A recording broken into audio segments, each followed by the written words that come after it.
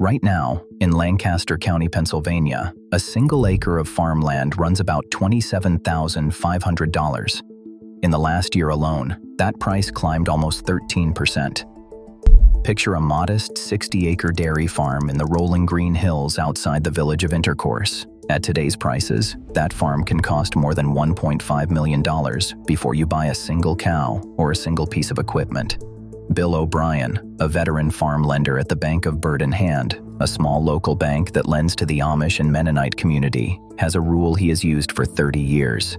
Once you are paying more than $10,000 an acre, the land costs more than farming it will ever pay back. The farms of Lancaster County blew past that number a long time ago, but the Amish themselves are not fading away. Just the opposite. Horse-drawn buggies and one-room Amish schoolhouses are multiplying faster than almost any community in America. In the year 2000, there were about 177,910 Amish across North America. Today, that figure is just under 411,000. Their population roughly doubles every 20 years, and it now reaches into 32 states. And here is what almost nobody realizes. Barely any of that growth is happening in Lancaster. The most famous Amish community on Earth, the one printed on all the postcards and rolled past by all the tour buses, has quietly become the one place a young Amish family cannot afford to start out. Their own success priced their children out of the county their name is stamped on. So the families are leaving. And where they are going is redrawing the map of Amish America in real time into states you would never guess. Places like the dairy country of upstate New York, the open farmland of Missouri, and the cave country of Kentucky. This is the story of where the Amish are actually headed next, and why the county that made them famous is the one they are quietly walking away from. When you picture the Amish, you probably picture this.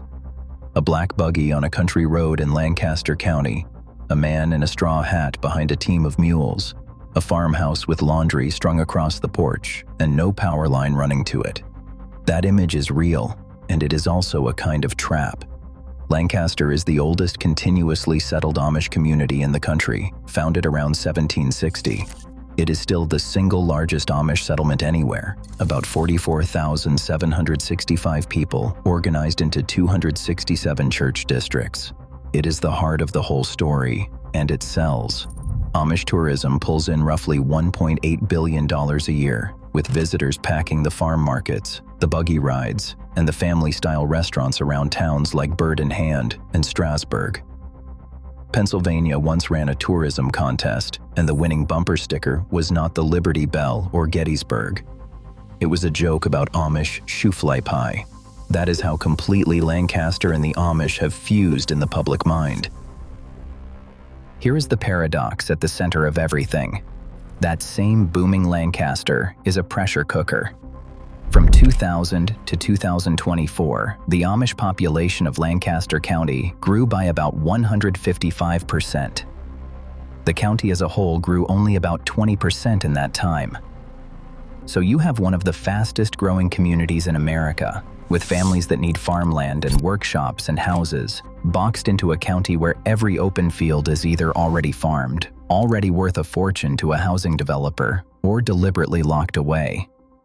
The county has been filling up with outsiders too, city families drawn to the rolling countryside, and every new subdivision that goes in pushes farmland prices further out of reach. Groups like the Lancaster Farmland Trust and the county's Preservation Board have protected more than 100,000 acres from development, which is wonderful for the landscape and brutal for a young couple trying to buy in. One Amish man, watching his community try to solve the crunch with small zoning tweaks, compared it to rearranging the deck chairs on a sinking ship. Something has to give. To understand what breaks first, you have to understand the engine underneath it. That engine is simple, and it is relentless. Amish families are large. The average Amish couple raises somewhere between 5 and 7 children, and families of 10 are not unusual. Almost none of the growth comes from outsiders joining. There are only a few dozen documented converts in the entire modern record. Instead, the numbers climb because Amish young people stay. Stephen Nolt, a senior scholar at the Young Center for Anabaptist and Pietist Studies at Elizabethtown College, points to two forces: big families and very high retention. That retention was not always this strong. Back in the 1960s, the share of Amish youth who stayed hovered below 60%. Then, in the 1970s, Amish communities built their own one-room parochial schools, pulling their children out of public education during the years that shaped them most. Retention climbed and never came back down. In the most conservative groups today, as many as 97% of children stay Amish as adults. Stack that up over decades and you get an explosion. That works out to a 131% increase in a single generation. The number of church districts, each one a congregation of roughly 20 to 40 families, more than doubled over the same stretch, climbing past 3,100. In a single recent year, they added 76 new districts and founded 9 brand new settlements, and not one existing settlement dissolved. This is a community that only grows. To put that pace in perspective, during one recent stretch when the overall U.S. population was growing at its slowest rate since the Great Depression, the Amish were growing about 6 times faster. Now drop that engine into a county where the land is finite and getting more expensive by the month. In one generation, the price of an acre of Lancaster farmland went from around $8,000 to more than $27,500. Donald Craybill, a scholar at Elizabethtown College and a co-author of the definitive book on the Amish, once summed up the problem as too many babies and too few acres. A young couple that wants to farm simply cannot buy in, and most of them are not even farming anymore.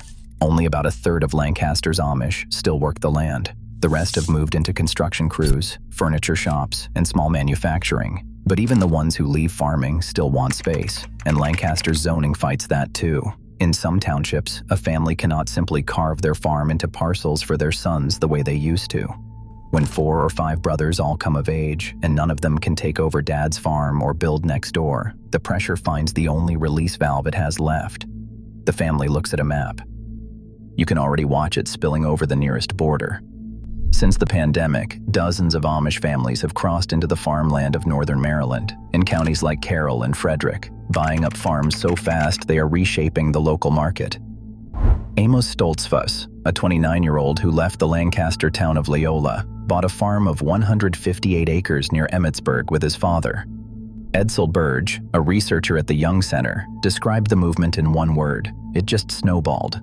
But Maryland is only the overflow you can see from the porch. The bigger reshaping is happening 250 miles and more from Lancaster, and the first place that map points is straight north.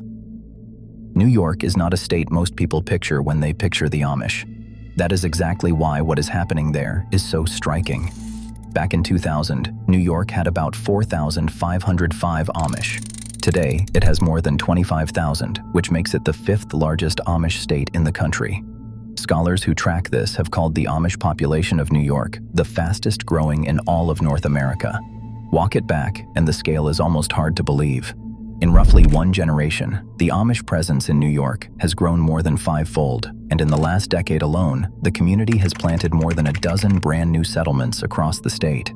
You will find them in the dairy country of the Mohawk Valley, across the rolling farmland of the southern tier, and up in the far northern counties near the Canadian border, where the winters are brutal and the land is some of the cheapest in the Northeast.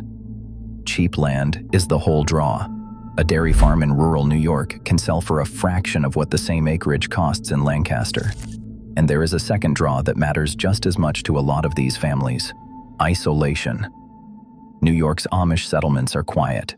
There is no billion-dollar tourism machine bust through them the way there is in Lancaster or in Shipshewana, Indiana.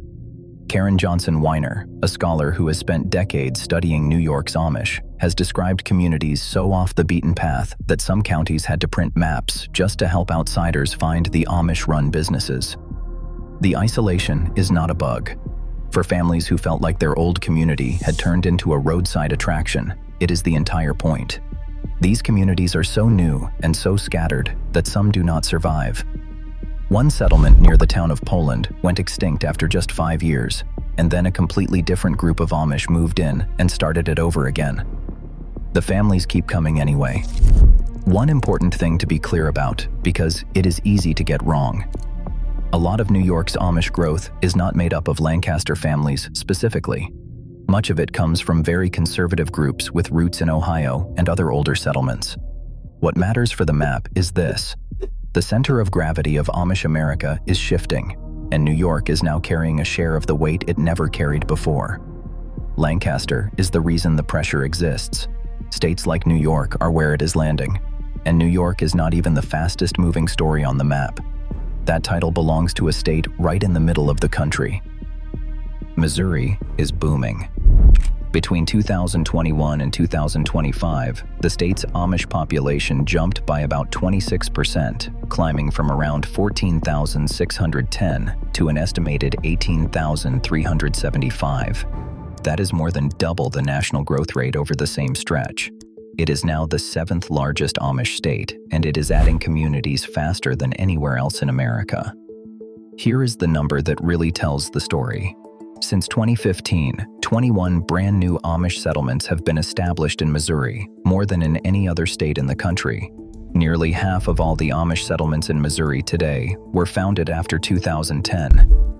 The biggest of them, in the town of Seymour in the Ozarks, is now home to more than 4,300 people and ranks among the 10 largest Amish settlements in the entire nation.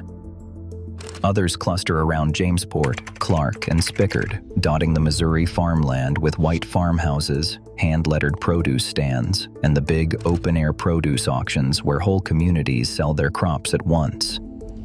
So why Missouri? The reasons are all about freedom. The first is price. The U.S. Department of Agriculture puts the average value of Missouri farmland near $5,000 an acre. Compare that to neighboring Iowa at $9,790 an acre, or Illinois at $8,930, and compare all of them to Lancaster's $27,500. A family that sells one Pennsylvania farm can buy several in the Show Me State, and the state's low real estate taxes keep it cheap to hold. The second reason is one most people never think about: zoning, or the lack of it. Many rural Missouri counties have almost no zoning regulations at all. That means an Amish family can build a house, a barn, a workshop, and a one-room school close together, exactly the way their community is supposed to be laid out, without fighting a township board for permission at every step. And Amish migration feeds on itself. As Nolt points out, once a few families plant themselves somewhere new, it is rarely long before others follow, because this is a communal culture that moves in groups rather than alone. One family's leap becomes a whole settlement within a few years. If you are finding the way this map is being redrawn as surprising as I did, consider subscribing so the next one of these lands in front of you, because the next state on the map might be the biggest surprise of all. Kentucky has quietly become one of the great Amish frontiers in America. It is now the 8th largest Amish state, and its Amish population has nearly doubled since 2010.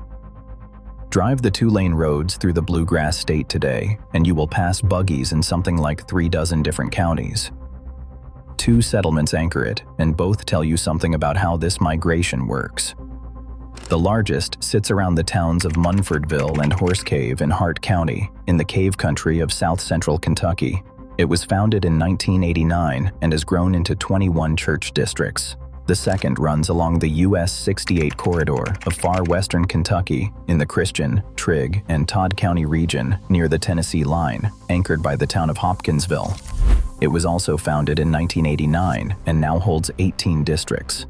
In Christian County alone, the plain population has doubled in just the last 10 years, drawn by some of the richest farmland in the state. And the Kentucky communities are startlingly varied. Some are strict and horse-powered.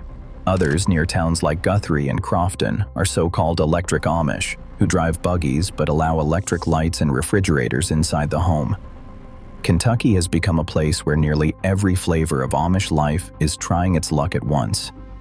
And here is the detail that pulls the whole story together. That biggest Kentucky settlement at Munfordville was not founded by families from Lancaster at all. It was founded by Amish from Geauga County, Ohio, another old, crowded, expensive settlement facing the exact same squeeze as Lancaster. That is the part people miss. This is bigger than one county emptying into three others.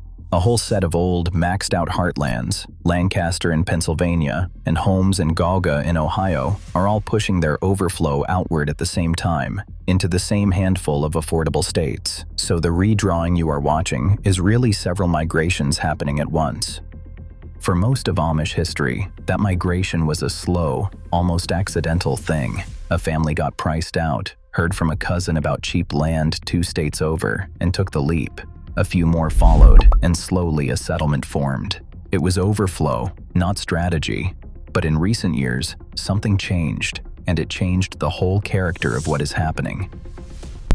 The clearest example sits just across the Susquehanna River from Lancaster, in York County, Pennsylvania, near a town called Glen Rock.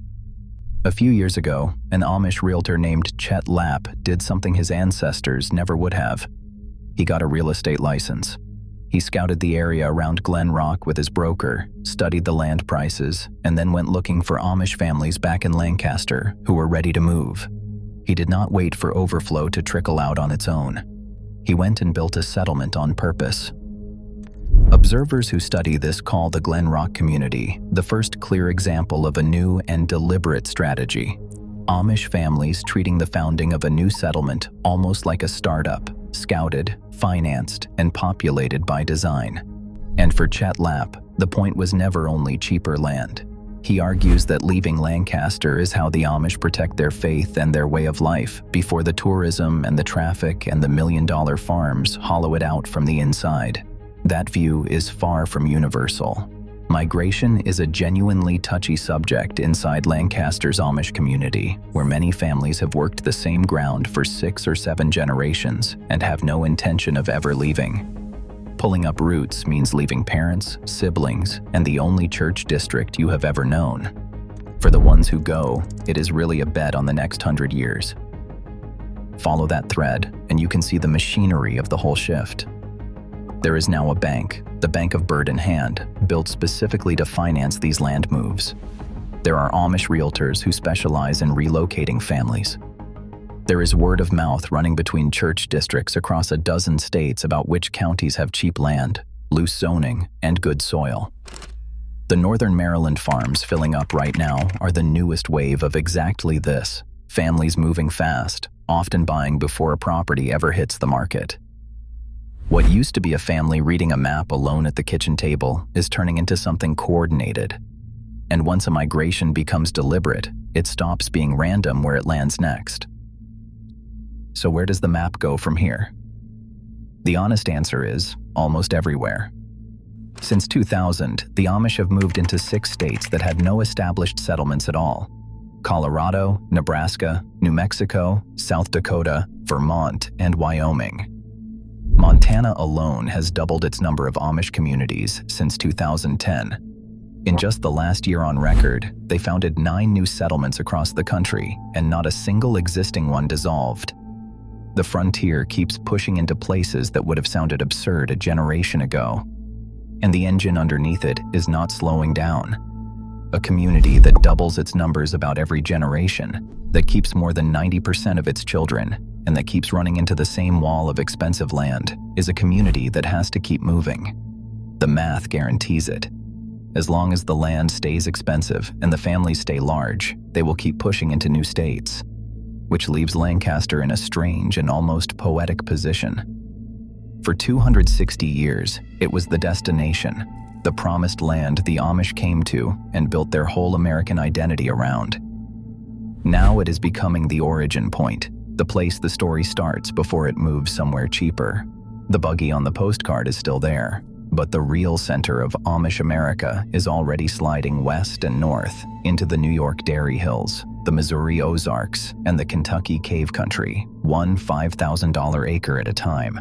The map you grew up with is already out of date. The only real question left is which state gets redrawn next.